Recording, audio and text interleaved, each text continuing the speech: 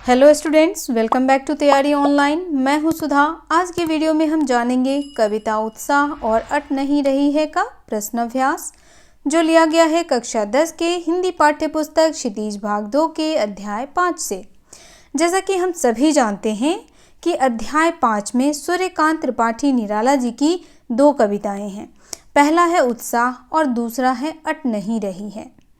पिछले वीडियो में हमने कविता उत्साह और अट नहीं रही है कविता का व्याख्या जाना था। अगर आपने अभी तक कविता उत्साह और कविता अट नहीं रही है का व्याख्या नहीं देखा है तो आई बटन पर क्लिक करें और इन दोनों कविताओं को अच्छे से समझें। बच्चों, 10th का बोर्ड एग्जाम आने वाला है तो आप वीडियो को एंड तक देखें, क्योंकि सूर्यकांत त्रिपाठी निराला जी से संबंधित कई प्रश्न जो हैं वह आपके बोर्ड एग्जाम में अवश्य पूछे जाएंगे। तो चलिए देर न करते हुए प्रश्न अभ्यास आरंभ करते हैं। सबसे पहले हम कविता उत्साह का प्रश्न अभ्यास करेंगे। तो देखिए, पहला प्रश्न हमारा है, कवि बादल से फुहार रिमझिम या बरसने के स्थान पर गरजने के लिए क्यों कहता है। तो देखिए, हमारे कवि सूर्यकांत त्रिपाठी निराला जी बादल को फुहार रिमझिम या बरसने के स्थान पर गरजने के लिए इसलिए कहते हैं क्योंकि वह चाहते हैं कि समाज में क्या हो, समाज में लोग जागरूक हों और लोगों में बदलाव आए और पूरे जोश के साथ वह अपने जीवन में आगे बढ़ें। तो चलिए अब इसका उत्तर देखते हैं। तो यहाँ देखिए, कवि सूर्यकांत त्रिपाठी निराला क्रांतिकारी कवि थे। वे समाज में बदलाव लाना चाहते थे, इसीलिए जनता में चेतना जागृत करने के लिए और जोश जगाने के लिए कवि बादल से फुहार रिमझिम या बरसने के लिए न कहकर गरजने के लिए कहते हैं। गरजना शब्द जो है वह क्रांति, बदलाव और विरोध को दर्शाता है। तो ये हो गया हमारे प्रश्न का उत्तर। आप इस प्रकार इसका उत्तर लिखेंगे। चलिए दूसरा प्रश्न देखते हैं। तो दूसरा प्रश्न हमारा है कविता का शीर्षक उत्साह क्यों रखा गया। अब देखिए बच्चों, जैसा कि हमारे कवि सूर्यकांत त्रिपाठी निराला जी ने कहा है, उत्साह से हमें क्या करना चाहिए, किसी भी कार्य को करना चाहिए। तो देखिए, उत्साह शब्द का अर्थ होता है उमंग। किसी भी काम को करने के लिए उमंग की आवश्यकता होती है। उत्साह शब्द का अर्थ होता है जोश। किसी भी कार्य को पूरा करने के लिए आप में जोश होना चाहिए, तभी हम अपने साथ साथ अपने समाज में भी बदलाव ला सकते हैं। चलिए देखते हैं इसका उत्तर। तो यहाँ देखिए, कवि ने गीत में बादलों के माध्यम से लोगों में उत्साह का सृजन करने को कहा है। वह लोगों को क्रांति लाने के लिए उत्साहित करना चाहते हैं, इसीलिए कविता का शीर्षक उत्साह रखा गया है। तीसरा प्रश्न हमारा है, कविता में बादल किन किन अर्थों की ओर संकेत करता है। तो यहाँ देखिए, कविता उत्साह में बादल जो है वह लोगों की प्यास बुझाने, प्रकृति में नव जीवन पैदा करने, इन सारी चीज़ों की ओर संकेत करता है। तो चलिए इसका उत्तर देखते हैं। यहाँ देखिए, कविता में बादल निम्नलिखित अर्थों की ओर संकेत करता है। पहला है, आप पॉइंट में लिखेंगे तो बहुत ही बेहतर होगा। किसी भी प्रश्न के उत्तर को आप कोशिश करें कि हम उसे पॉइंट में लिखें। तो देखिए, पहला पॉइंट मैंने लिखा, पानी बरसा कर सबकी प्यास बुझाता है और सुखी बनाता है। दूसरा, गर्जन कर क्रांतिकारी चेतना जागृत करता है, यानी सभी के अंदर जोश पैदा करता है। तीसरा, नव निर्माण कर नव जीवन प्रदान करता है। चौथा प्रश्न देखिए, शब्दों का ऐसा प्रयोग जिससे कविता के किसी खास भाव या दृश्य में ध्वन्यात्मक प्रभाव पैदा हो, नाद सौंदर्य कहलाता है। उत्साह कविता में ऐसे कौन से शब्द हैं जिनमें नाद सौंदर्य मौजूद है, छांट कर लिखें। तो देखिए इसका उत्तर हो जाएगा, कविता में इन पंक्तियों में नाद स्वर हैं। अब यहाँ देखिए बच्चों, नाद स्वर या नाद सौंदर्य का अर्थ क्या होता है। तो देखिए, जब कविता में ध्वनि की उत्पत्ति जो है वह कंपन से हो तो उसे हम कहते हैं नाद। तो देखिए, कविता में किन किन पंक्तियों से ऐसा लगा हमें कि वहाँ पर नाद सौंदर्य मौजूद है। तो देखिए, पहला है, घेर घेर घोर गगन धराधरो, यानी हे बादल तुम क्या करो, पूरे आसमान को घेर लो काले काले बादलों से। दूसरे में देखिए तो ललित ललित काले घुंघराले, बाल कल्पना कैसे पाले। तो यहाँ पे ललित ललित शब्द जो है वह किसके लिए किया गया है? तो बच्चों के जो प्यारे प्यारे घुंघराले बाल होते हैं उसके लिए किया गया है। ललित शब्द का अर्थ होता है बच्चों मनोहर, या आप कोमल भी कह सकते हैं। तो यहाँ पर ललित ललित काले घुंघराले, बच्चों के छोटे छोटे प्यारे प्यारे घुंघराले बाल, बाल कल्पना से पाले। और बाल कल्पना कहने का अर्थ है जो छोटे बच्चे होते हैं उन्हें देखेंगे आप तो उनके मन में बहुत सारी कल्पनाएं आती रहती हैं। तो उसी प्रकार लेखक ने कहा है कि तुम्हारे जो बादल हैं वह कैसे दिख रहे हैं? घुंघराले बालों की तरह, और ऐसा लग रहा है जैसे मानो कि तुम्हारे मन में कोई कल्पना चल रही हो। किसकी तरह? तो एक छोटे बच्चे की तरह। विद्युत छवि उड़ में, और तुम्हारे उड़ में क्या है? उड़ मतलब क्या होता है बच्चों, आप हमें कमेंट में बताएं। और तुम्हारे उड़ में क्या है? विद्युत छवि है। बिकल बिकल उन्मन थे उन्मन, और वह क्या थे? बिकल थे, व्याकुल थे और उद्विग्न थे। किस लिए? तो बरसने के लिए। तो बच्चों यह है कविता में नाद सौंदर्य।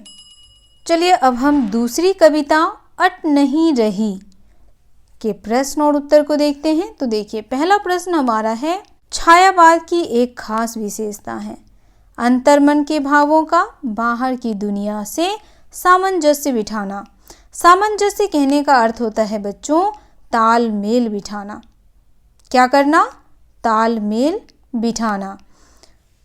कविता की किन पंक्तियों को पढ़कर यह धारणा पुष्ट होती है, लिखिए।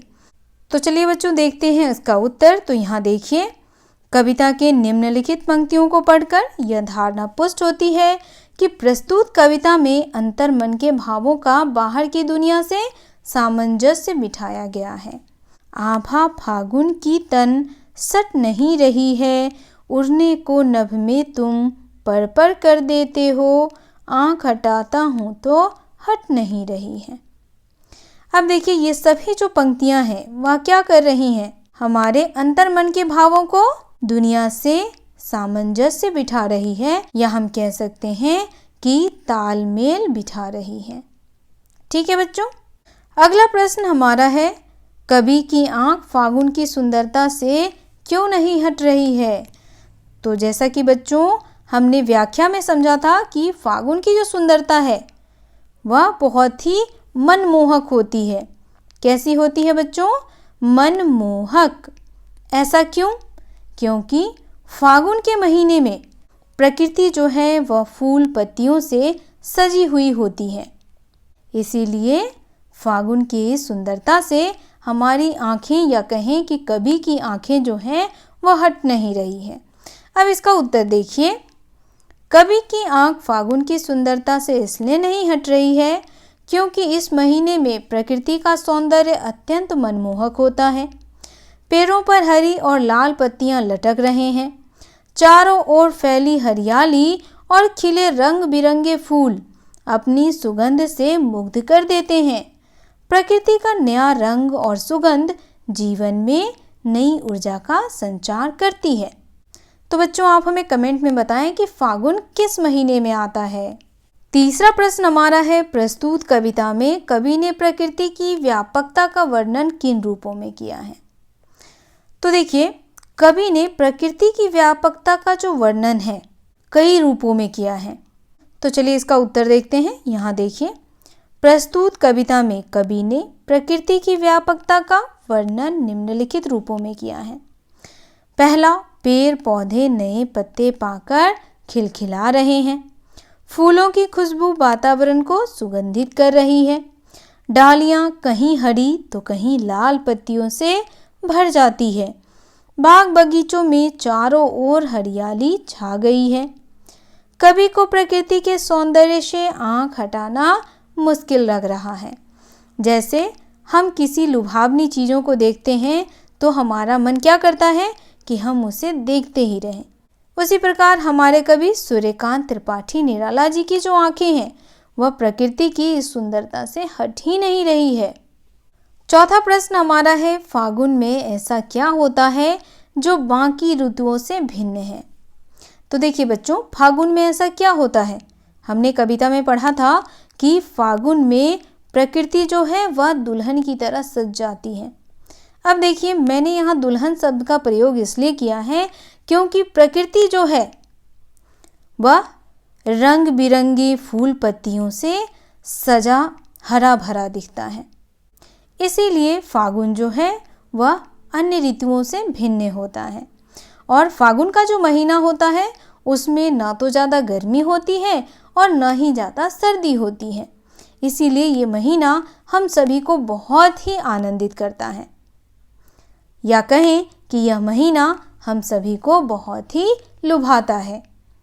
चलिए इसका उत्तर देखते हैं। तो यहाँ देखिए, फागुन में प्रकृति की शोभा अपने चरम पर होती है। पेड़ पौधे नए पत्तों, फल और फूलों से लद जाते हैं। हवा सुगंधित हो उठती है। आकाश साफ स्वच्छ होता है। पक्षियों के समूह आकाश में विहार करते दिखाई देते हैं। बाग बगीचे और पक्षियों में उल्लास भर जाता है। इस तरह फागुन का सौंदर्य बाकी ऋतुओं से भिन्न है। तो बच्चों, ये हो गया प्रश्न संख्या 4 का उत्तर। अगला प्रश्न हमारा है, इन कविता के आधार पर निराला के काव्य शिल्प की विशेषताएं लिखिए। अब देखिए, हमारे कवि सूर्यकांत त्रिपाठी निराला जी क्या हैं? एक काव्य शिल्पी हैं। काव्य शिल्पी कहने का अर्थ है बच्चों कविता लिखने वाले। तो चलिए इसका उत्तर देखते हैं। यहाँ देखिए, महाकवि सूर्यकांत त्रिपाठी निराला जी छायावाद के प्रमुख कवि माने जाते हैं। उनके काव्य शिल्प की विशेषताएं हैं। अब देखिए, पहला विशेषता है, दोनों कविताओं में प्रकृति चित्रण द्वारा मन के भावों को प्रकट किया गया है। दूसरा, मानवीयकरण अलंकार का प्रयोग हुआ है। तो देखिए बच्चों, कविता में किसका प्रयोग किया गया है? मानवीयकरण अलंकार का। मानवीय कहने का अर्थ है बच्चों मनुष्य रूप में। कविता को किस रूप में कवि ने दर्शाया है? मनुष्य के रूप में, और एक सजीव प्राणी के रूप में दर्शाते हुए उसकी सुंदरता का वखान किया है। पहली कविता में कवि बादल को गरज गरज कर बरसने के लिए कहते हैं, तो दूसरी कविता में कवि फागुन से बात कर रहे हैं। कहीं सांस लेते हो घर घर भर देते हो। अब कवि क्या कह रहे हैं फागुन से कि तुम जब सांस लेते हो तो क्या हो जाता है? सभी के घर जो हैं वह सुगंधित हो जाते हैं। कविताओं में तत्सम शब्दों का प्रयोग उचित मात्रा में किया गया है। गीत शैली का प्रयोग हुआ। लयबद्धता साफ दिखाई देती है। कविता में गीत शैली का भी प्रयोग किया गया है। साथ में शब्दों का जो बनावट है वो कैसा है? लयबद्ध है, एक के साथ एक जुड़ा हुआ है। उसके बाद कविता में अनुप्रास अलंकार, रूपक अलंकार, यमक अलंकार, उपमा अलंकार आदि का प्रयोग अच्छे तरीके से किया गया है। तो बच्चों, आप लोग अलंकार के बारे में तो जानते ही होंगे। आप हमें कमेंट में बताएं कि यमक अलंकार और उपमा अलंकार किसे कहते हैं। मैं आपको बता दूं कि अनुप्रास अलंकार और रूपक अलंकार किसे कहते हैं। तो देखिए, अनुप्रास अलंकार उसे कहते हैं जिसमें व्यंजन वर्ण की आवृत्ति कई बार की जाती है। जैसे घेर घेर घोर गगन, क्या किया गया है? घेर घेर घोर गगन। तो यहाँ देखिए, व्यंजन वर्ण घ हो गया। घ वर्ण की आवृत्ति कई बार की गई है, तो यह क्या कहलाएगा? यह कहलाएगा अनुप्रास अलंकार। अब यहाँ देखिए रूपक अलंकार। रूपक अलंकार में क्या होता है बच्चों? तो रूपक अलंकार में उपमेय और उपमान दोनों में कोई अंतर नहीं होता है। उपमेय और उपमान दोनों में कोई अंतर नहीं होता है।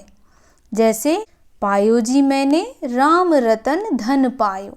अब देखिए, राम रतन को ही क्या बताया गया है? धन बताया गया है। कह रहे हैं ना, पायो जी मैंने क्या पायो? राम रतन धन पायो। तो धन क्या है? राम रतन है। तो राम रतन क्या हो गया? उपमेय, और धन क्या हो गया? उपमान। दोनों में कोई भी अंतर नहीं है, तो इसे हम कहते हैं रूपक अलंकार। तो बच्चों, प्रश्न अभ्यास का ये वीडियो यहीं समाप्त होता है। ये वीडियो आपको कैसा लगा आप हमें कमेंट करके अवश्य बताएं। आपसे जो भी प्रश्न बीच बीच में पूछे गए हैं तो आप उसका उत्तर हमें कमेंट में अवश्य दें। बच्चों, बोर्ड का एग्ज़ाम बहुत ही नज़दीक है, तो मेरी शुभकामनाएं आप सभी के साथ हैं। वीडियो को आप अच्छे से देखें। अगर कहीं भी कोई भी किसी भी प्रकार की कन्फ्यूज़न होती है तो आप हमें कमेंट करके अवश्य बताएं। तो बच्चों, आप सभी से मुलाकात होगी अगले अध्याय में। तब तक के लिए आप सभी का धन्यवाद।